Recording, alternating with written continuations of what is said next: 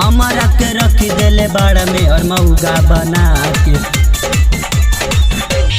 भैला करौना सारे मुँह तू तबा के हमारा के रख देले बाड़ा में और मऊगा बना के दादा लागा डाउन खुली अब बजी अब बजी अब बजी हमर महुगी खेला तबिया पबजी हम तो दूही बेला काटा तानी सबजी हमर महुगी खेला तबिया पबजी हम तो दूही बेला काटा तानी सबजी।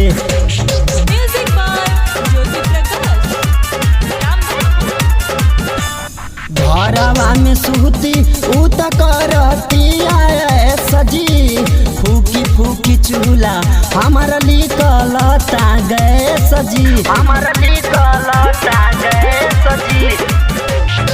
घरवा में सूती इत करती आए सजी फूकी फूकी चूल्हा हमारा निकलता गए सजी। झाड़ू लगाई फिर पोछा लगाई अपन दर्द के तना ले बताई कवन ऐसन देखैल भगवान जी भगवान जी भगवान जी।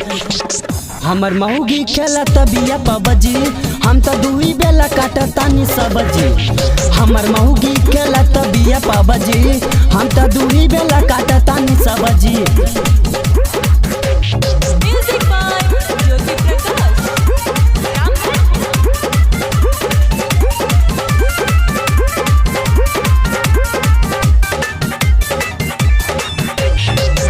माझी माझी बर्तन दर्द करता कलाई अब से करौना सरऊ लेला तू विदाई सरऊ लेला तू विदाई।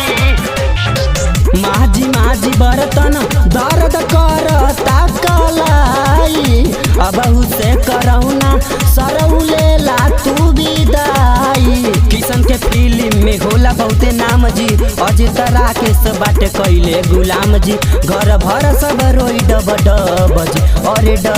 जी अरे डब जी कि हमर मऊगी खेला तबिया पबजी हम तो दूही बेला काटतानी सबजी हमर मऊगी खेला तबिया पबजी हम तो दूही बेला काटतानी सबजी हमर मऊगी खेला तबिया पबजी हम तो दूही बेला काटतानी सबजी।